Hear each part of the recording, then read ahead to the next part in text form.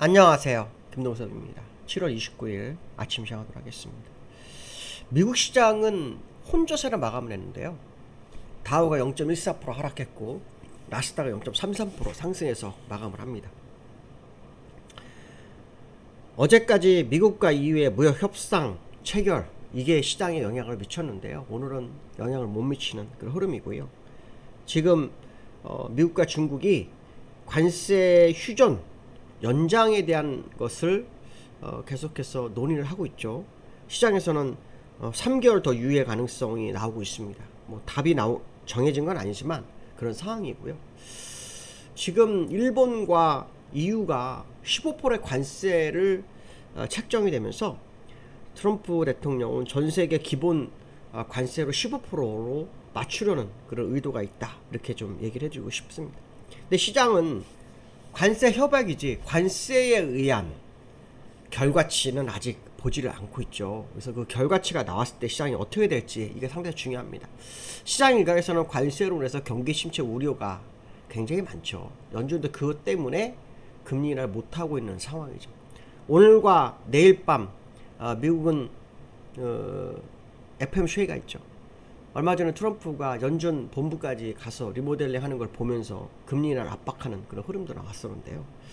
또 연준 내부에도 아시겠지만 크리스토퍼 월러라든가 미셸 보먼 같은 의원들도 금리 인하를 요구하는 그런 상황이죠. 근데 두 사람은 원래 매파예요. 매파인데 트럼프 임기 때 지명된 사람들이죠. 이제 그들이 그런 주장을 하고 있는 상황이라서 이번 FOMC에서 변화가 있는지, 예를 들어서 뭐 진짜 깜짝이 금리 인하를 0.25로 할지, 아니면 말 그대로 지표대로 나오는 대로 가겠다라는 분위기가 형성될지, 어차피 다수결이기 때문에요. 뭐 소수 의견으로 잡힐지 이거 봐야 되겠죠.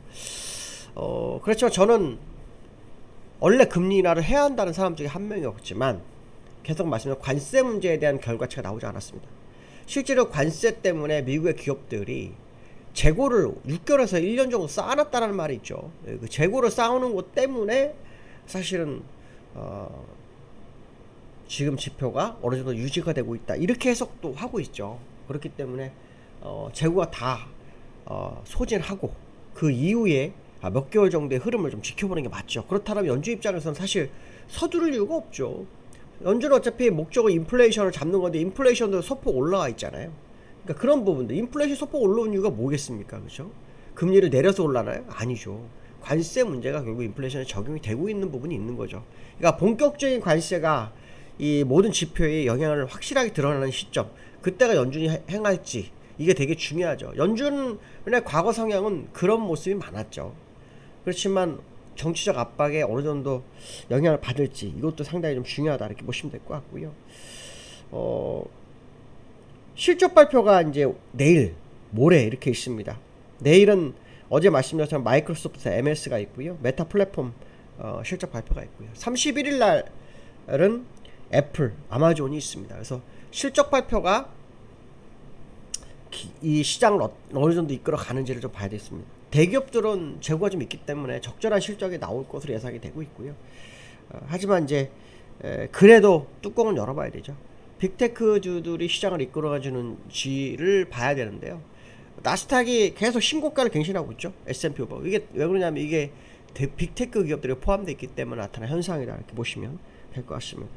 이번 주에는 이제 실적 플러스 지표 이렇게도 볼 수 있는데요.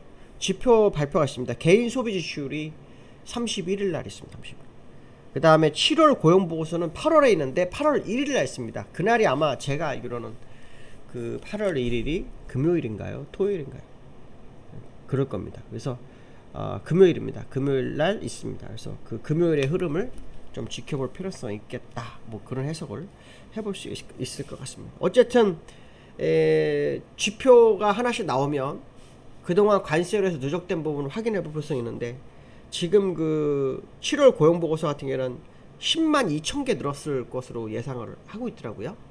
근데 전달, 지난달 14만 7천이니까 그보다 줄어든 거죠. 뭐 구직을 포기한 사람도 있을 거고 뭐 그러겠지만 어쨌든 줄어드는 것은 도움이 안 되죠. 근데 제가 항상 말씀드린 것 중에 하나 뭐냐면, 관세가 결국 원자재 가격도 올리고, 원자재가 올라가면 제품 가격이 올라가게 되면 소비자는 당연히 소비를 줄입니다. 소비가 줄어들면 다시 기업은 생산을 줄이고요. 생산을 줄이면 고용을 주는 건 맞거든요. 그러니까 고용 지표라든지 이런 지표가 얼마나 중요한지를 한번 확인해보는 관점 상당히 의미가 있을 거다. 뭐 이런 말씀 드리고 싶고요. 나스닥과 다우의 흐름을 좀 보시면 다우는 오늘 소폭 하락했는데 역시 또 요 연장선, 그렇죠? 지난번 분사회라고 제가 얘기했던 그 자리까지 또 올려 붙었다가 또 거기서 한 대 맞고 밀리는 그런 상황이 살짝 밀리는 모습이고요. 나스닥은 그냥 뭐 올라가고 있습니다. 이게 월봉으로 아마 맞춰가는 상황인 것 같고요. 이 다우도 월봉으로 보면 다우는 사실 월봉으로 요 정도 남았거나 연장선이 완전히 크거나 둘 중에 하나거든요. 사실 뭐 관세 문제가 미국의 무역 적자 해소에서 트럼프의 정책이 맞았다 뭐 이런 얘기를 하긴 좀 어려웠을 것 같습니다. 왜냐하면 지난번에도 관세를 병행했지만 무역 적자가 많이 해소되지 않았거든요. 그래서 이 관세로 인해서 우려되는 것은 과거에 물론 역사가 다 맞진 않지만 과거 역사의 이 무역 전쟁은 세계 대전으로도 끌고 갔던 그런 전례가 있기 때문에 이렇게까지 계속 진행하는 것이 옳은지에 대한 부분. 트럼프가 아마 관세로 무역 적자를 해소 못하면 관세를 더 올리려고 할 수도 있어요. 그럴 가능성 충분히 있는 사람입니다. 이제 그런 부분이기 때문에 그런 부분이 이제 시장에를 어떤 투심이나 뭐 각 나라의 어떤 애국 소비를 불러일으키는 상황이 발생해 버리면 문제가 심각해지죠. 그러면 수출이 안 되는 겁니다. 그냥 내부적으로 다 해소를 해야 되죠. 물론 뭐 미국 내 기업들은 뭐 관세에서 면세를 받는다 뭐 그런 얘기는 있지만 뭐 그게 돈을 또 갖고 들어올 수 있을까요? 그것도 쉽지 않을 거예요. 그죠? 그래서 뭐 옛날에 애플이 해외에 돈을 갖고 들어오고 싶어서 법인세를 낮춰달라고 했는데 안 낮춰라고 못 갖고 들어간 돈도 굉장히 많거든요. 우리나라도 아마 그런 기업들이 꽤 많을 건데 의미가 없는 거죠. 그죠? 갖고 들어오는 자국으로 갖고 들어오지 못하면 그게 참 어려운 부분이다. 이렇게 세금 막고 들어오는 방법밖에 없는데 그러면 또 이익이 다 줄어버리잖아요. 그 말이 안 되는 상황이라서 그런 부분 좀 보셔야 될 것 같고 원달러는 그 어저께 1382원에 본장에서 끝났죠. 여기에서는 1390원인가에 끝났습니다. 이 계속 오르고 있습니다. 오르고 있습니다. 제가 그 환율을 계속 언급하는 이유는 1389원 29전에 끝났네요. 그러면 얼마예요? 7원 정도 올랐습니다. 7원. 이 환율은 1320원을 가든 뭐하든 1600원대를 갈 거라는 게 제 기본 개념입니다. 그거는 이제 뭐 알아서 그런 거 아니고요. 기술적으로 1, 2, 3가 없었습니다. 1, 2, 3가 없이 죽었고요. 물론 1, 2, 3 없이 죽을 수도 있습니다. 쌍봉으로. 근데 이제 기본적으로 이 차트상으로는 우상향 차트이기 때문에 우상향 차트는 대부분 확률적으로 1, 2, 3가 우상향이 떨어지고 그 다음 수평으로 우상향이 나와요. 수평으로 뭐 1, 2, 3가 나와야 되거든요. 그 상황으로 본다 그러면 지금은 위로 가는 게 맞지 않느냐 뭐 그런 해석도 한번 해볼 수 있는 그런 위치다 이렇게 말씀드리고 싶고요. 그 다음에 어제 우리나라 시장의 히어로는 삼성전자였죠. 삼성전자 내가 뭐 계속 간다 뭐 했는데 어저께 7만전자 돌파하고요. 지금 시간에서 또 한 1% 오르고 있는 그런 형국의 모습이 있습니다. 어저께 오른 이유는 딱 하나였죠. 테슬라가 165억 달러, 우리나라 돈으로 약 23조의 공급 계약을 맺었죠. 그리고 이번 만드는 것은 텍사스에 있는 삼성전자 신공장에서 A16이라는 칩을 만든다고 합니다. A16이라는 편이 더 낫겠죠. 칩을 만든다고 합니다. 일단 14를 만들고요. 15는 TSMC가 만들고요. 그 다음에 16은 삼성전자가 만드는 과정. 이렇게 얘기가 나오고 있습니다. 그러면서 뭐라 그랬냐면 지금 165억 달러보다 한참 규모가 클 거다. 그런 얘기를 하고 있고요. 특히 로보택시 그렇죠. 이런 쪽으로 연결해서 쓴다고 합니다. 근데 여기서 우리가 중요한 거 하나는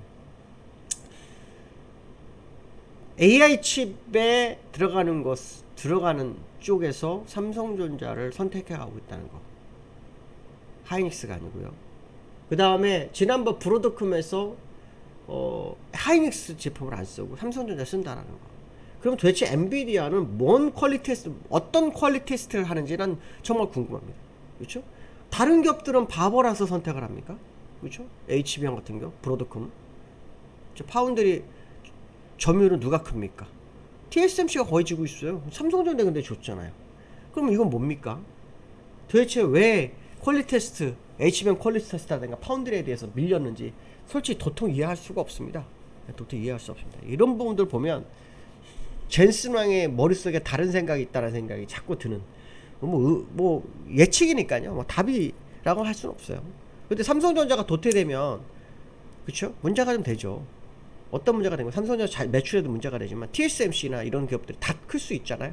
크는 과정 속에서 우리나라 전체적인 반도체 산업은 약간 쪼그라들 수 있는 부분이 있기 때문에 이런 부분들, 그러니까 그런 부분들의 영향력을 행사하고자 하는 건가? 라는 생각도 한번 든다, 이렇게 보시면 될 것 같고요.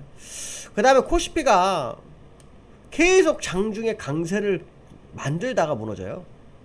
어제도 3228까지 가서 지난번 3237 근접까지 가는 흐름을 보였지만 또 밀려서 마이너스로 갔다가 간신히 3200 돌파하고 끝나는 그런 흐름을 보였거든요.